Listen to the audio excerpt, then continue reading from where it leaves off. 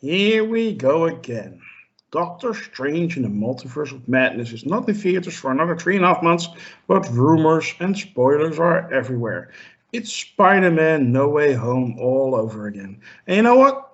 This time I'm not gonna play. I don't care who is or isn't in it. I just want to walk into the theater, sit down my ass, and enjoy the movie. Bring on the raminess.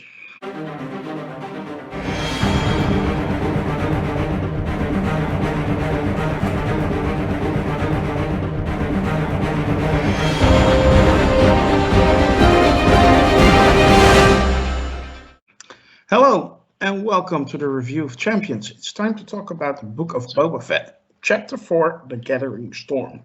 With me are voice only Mr. R.R. Stanton, Howdy guys, glad to make it. sitting on his throne room in Hades, Mr. Lord Deathman, Hey everyone. the mother of the god of mischief himself, Lokismom, Hi there. and showing his face, just like your truly Grandmaster, is Mr. Taylor first. Hello, everybody. Well, before we start, I would like to ask you all to hit that like and subscribe button and maybe join our forum on Sakar, sakar.freeforums.net. It's a nice little forum, great people, great discussions. If you join, you can be on the podcast or review. We're going to talk spoilers, so if you haven't seen this episode, go check it out first and then come back to the video. Well, let's dive into it. Arch, you just saw the episode, so it's fresh on your mind. Tell me, what did you think of it? I really enjoyed it. I told you I kind of sort of skipped around a little bit. I was a little bit of the time crunch getting back, but I really thought it was good. I thought this was probably the bridge between the flashbacks we've been seeing and the modern stuff. I kind of feel like we're probably done with the flashbacks at this point, which is fine. This got us up to the modern point. It got Boba meeting her name's escaping me right now, Zanuck, and I just thought it was a fun way to get him started, show how he got to the point he's at, and my favorite part of the episode was actually getting back to the Sarlacc pit there a little bit. I thought that was pretty intense. I thought we were done with it, but getting back and seeing it one last time, and then the way they kind of wrapped that up with the little pulse bomb weapon thing, I thought that was all like pretty fantastic. I really enjoyed it. I think the show set up for a good conclusion. I'm having a lot of fun with it. Okay. Lord Deathman? I am enjoying this show tremendously. I really can't express how much of a joy it is to sort of sit down on Wednesday evenings and just get lost in this entire world of the Book of Boba Fett. I really have gone from utter confusion about how some of the older Star Wars fans are not taking to this to just feeling flat out pity for them. If you can't enjoy this, I'm just going to have to declare you completely anhedonic, and maybe there's a lot of other things you're not enjoying in life too. But yeah, I really loved this episode, and I continue to enjoy the show, and I am going to be really sorry when it ends, more than likely. Well, we still have 3 episodes left, so it will take a while. Taylor? Yeah, I agree with everybody. I liked the episode. It was really, really well paced. They wrapped up the flashback stuff, and he emerged from his bathtub. He's now fully healed, so he won't be spending as much time in there dreaming about the past. So I think they, like Arch said, they probably wrapped up that part. There may be some more flashbacks, but I think for the most part, that's done. And they've set us up for the final act of this 7 episodes. So yeah, I thought it was a good episode. Okay. Lokismom? Okay. Yeah, I liked it a lot. I think this is probably a little less than the other 3 that I've already seen. But yeah, I agree with everybody as far as it was well paced and everything. And again, just like last week, we got a lot of information in that short 22, 23 minutes, whatever it was. And yeah, I'm looking for, well, I like to say, I think we're going to sort of pivot here and go off into how he actually tames Tatooine as the new whatever he's called there. The whatever his daimyo. name- The daimyo. Yep, the daimyo. Yeah, but I did read some complaints about the show so far, and Lokismom, I want to know how you feel about it. That it's actually very slowly paced, and they took a lot of time to build this up to the point where it is now, where the show actually feels like it still needs to begin, at least according to some people online. What do you think about that? Yeah, I agree with that. I keep waiting on it to get to the meat of the story, where he's actually taking over and everybody's starting to, things are either getting worse or getting better for the people, at least of that particular town. But if you go back and if you look at the original Star Wars movie, the first one that came out, it took its time to pace up its story. It really didn't start getting really deep into it till it was in the third act, as it were. I mean, before that, it was, you had to find out you had to learn who Obi-Wan was. You had to learn all these other things, what the Force was. So yeah, there's a lot of exposition in this particular series, and I guess because in the movie, in the last time we saw him in the movie, we thought he was dead. So of course we have to recreate him and have his rebirth. So that's going to take some time. Yeah. Arch, you had a follow-up? Yeah, I find that idea to just blatantly miss the point, at least in my opinion.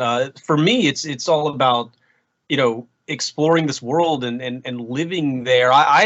I could watch a whole episode of them just with a camera walking through these sets and nothing really happening, and just checking the place out and meeting who's there and seeing what's around the next corner. And just letting that time take for it to play out and absorb the scenery and the vibe and to see all these people is exactly what this show is all about. So if you just want them to skip all that and just get right to the dialogue and the action, and that's all you want to see, I think you're missing half the show here.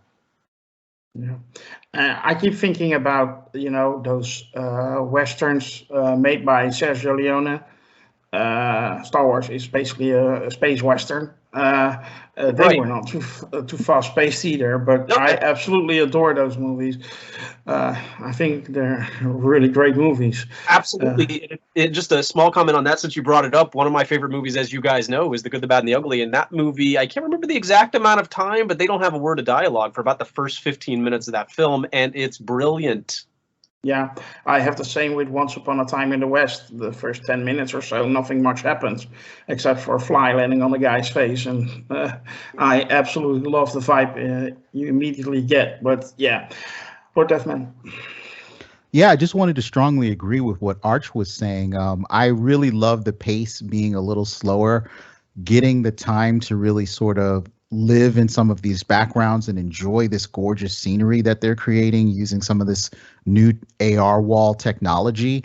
It looks fantastic. And when you compare it to some other science fiction shows that are on TV today that are kind of like things are happening every single second and you're cutting to different scenery and you're not really getting enough time to sort of take in what you're seeing, and you kind of have to watch it at half speed again to kind of catch up with all the snappy, really snarky, sophisticated dialogue that's supposed to be impressing you, but really you're not understanding everything. I think the writing here and the structure is just so mythic and large, and just so well built that I have to say it's just very different than what the genre has to offer typically on TV or on streaming rather. Yeah, I agree. Taylor, do you have any thoughts on this? Yeah, I mean, I completely disagree with the criticism as well. The fact that they made the choice not to start with episode 1, where he is immediately establishing himself as the whatever it's called of Tatooine, that's just a decision that they made. They chose instead to show us how he got to this point, because there's a big hole in his story that we didn't know about at this point, and they chosen to show that to us so we can get inside his head. And the pacing has been great. Every episode has had action scenes, excellent action scenes in every episode, so it's never boring. The interaction between him and the people that he meets, especially, of course, his partner, Fennec, but the other people that he's meeting and interacting with and gathering to his side or establishing as enemies or potential enemies, plus the entire story of him, really developing while he was living with the Tuscans. It's all been very well executed, in my opinion. It's extremely entertaining and very artistic, just as you guys have mentioned, reminiscent of spaghetti westerns and many other classic films. I don't completely reject the criticism. In my opinion, it's working just fine. Yeah, I totally agree with the panel here. Lokismom?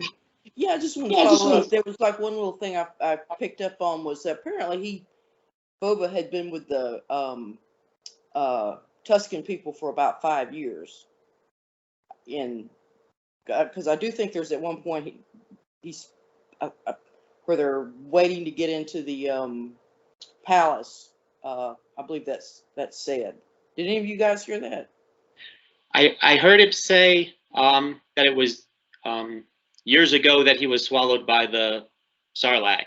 Yeah. I did catch that, and that surprised me because I didn't realize it had been that long. But I don't remember hearing him say the number 5, but they may have. Yeah, I'm not sure, but the fact that he did say that of course, he would have had gotten out of that beast pretty soon after he was swallowed up, or he would have died. So he had been on that planet for quite a while then. Yeah, it's definitely been some time. I don't know if they established the exact time, like in the Mandalorian, of exactly how far after Return of the Jedi it started. But, no. Okay. They only mentioned the Empire is no more, but they never really put a time frame on that. So it's pretty hard to say. And who knows how long a year is on Tatooine? Also that. Ooh, good point. Yeah. Good catch. Absolutely.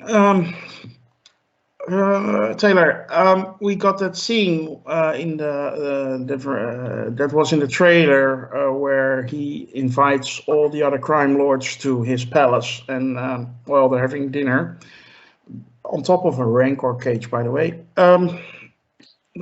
I was actually before I was pretty excited to see this scene because it reminded me a bit of The Godfather. At least I got that vibe from it, but after all in the series, not so much. But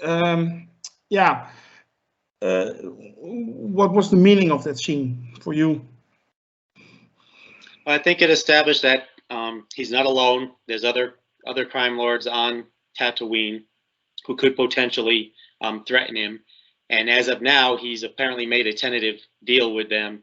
Not necessarily, if I understood the outcome correctly, they're not actually going to help him fight off the Pikes, but they're not going to work against him at this point. Mm-hmm. And of course, he doesn't trust them, and Fennec doesn't trust them, but he said he trusts them to do what's best for them, which is what he's trying to set up. So I think it was just sort of established, setting the table, setting up the chessboard type scene. Do you think we will see Boba fight off the Pike family, or do you think after the Pike family we also get like those crime lords fighting each other, or is that something they will save for season 2? I mean, I don't like to make predictions. I think it's very possible he'll fight the Pikes this season, and they will set up something will happen to set up the conflict for the next season, which would be with the other crime bosses. And again, that's all total speculation by me. What do I know? I totally understand, but that's why I asked it. Lokismom? Yeah, that would make sense. I mean, why would they? How many episodes do they have left? 3. Yeah, I mean they don't really have time for. They're going to have to do the war with the Pikes, and then it'll all be sort of cliffhanger after that. Okay. Well, is there anything I missed? I just want to point out real quick the scene where he steals his ship back from Yeah. Jabba's castle. Excellent scene. I really enjoyed that one. And then, of course, got revenge on the biker gang. Yeah, that was cool. I see a lot of hands. I'll go from left to right in my screen. Arch, you go first. Yeah, just to sum up without speculating too much on what's exactly going to happen, I really don't know and I don't want to guess, but I think the dinner scene especially sets up that he's going to gain some measure of overall respect amongst the crime families. Some of them may turn against him. He may have to godfather some of them away. I thought that was a good analogy on your part. That kind of looks sort of like what they're kind of setting up. But I think he's going to consolidate power, at least to a large part. And I think we don't really know still who's behind this. It does appear to be the Pikes, but maybe it's the Hutts. The mayor has something to do with it, and we haven't resolved that. So we don't know exactly where all these pieces are going to fall just yet. And yeah, you're right. Some of it could overflow into a second season. I really don't know where they're going to wind up with this. Lord Deathman? I just wanted to take a moment to point out some of the highlights of this episode for me personally and for the series overall. And the first and foremost is the continued and fantastic chemistry between Ming-Na Wen and Tamora Morrison. They're really building this partnership and friendship organically, and I just love seeing them on screen together, acting off of each other and building that relationship. It's one of the high points of the show for me. I also really like the payoff from the Mandalorian. So they do a backtrack in terms of the timeline, and we see the moment where he actually discovers Fennec Shand injured, which occurred during the Mandalorian, and takes her to the mod parlor to sort of restore her there. And I thought, wow, that was a kind of a nice payoff from a moment where they could have easily just lost that in the shuffle of all of the story threads that they're trying to balance. I really love the fact that Boba Fett is extremely competent but not infallible, and Fennec Shand sort of closes in all of the gaps in his strategy or where he could be doing something better. So again, the partnership just turns out to be a real highlight for me. I love the return of Slave One. I mean, I know we saw Slave One in The Mandalorian, but you never know how much you miss that ship. And it is called Slave One. You never know how much you miss that ship until you see it. And it was just great to see the visuals, the special effects for it, him hunting down the biker gang. So for those who were looking for their Boba Fett murder bot, to continue his killing spree, you've got a lot of bodies in the sand in this episode, courtesy of Boba Fett and Fennec Shand. And I also want to point this last highlight of the show out for me, which I know is going to be somewhat controversial depending on, what your stance on this is overall. But this show effortlessly has representation. It's being led by a Pacific Islander lead who is a male and an Asian female. And I really think that it's transparent representation, and they picked the absolute best actors to play these parts. So, they're not doing it in a way that they have to sound it out for you every single episode, that our leads are people of color. And, they're not patting themselves on the back for it. So I can't give enough praise to Star Wars in terms of the streaming era with Disney Plus for the way they're handling their shows. I think it's fantastic. A lot of reptilian and Wookiee representation as well. I'm all for that. Yeah. Indeed. Transdojans also finally get a break, although one of them gets dismembered. Lots of highlights in this episode, but I only have so much time to talk. But I could have easily mentioned the gladiatorial Wookiee scene in the casino, also a highlight. And the cute little rat catcher robot. Representation for rat catchers too. Yes. Like rat catcher too. That reminds me. No, don't open that can of worm. Fennec Shand, the Boba Fett have a good relationship as long as she doesn't touch his buttons. Talking about the Mandalorian,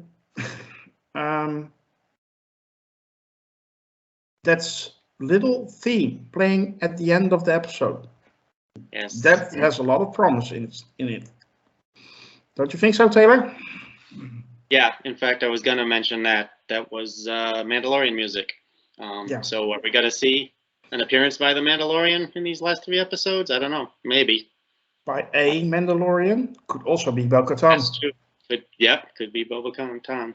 The other thing I wanted to mention, I just wanted a side note, the woman who runs the bar that he visits all the time is, of course, played by Jennifer Beals of Flashdance and many other movies all the way back to the 80s, and she still looks amazing, and she's doing a really good job.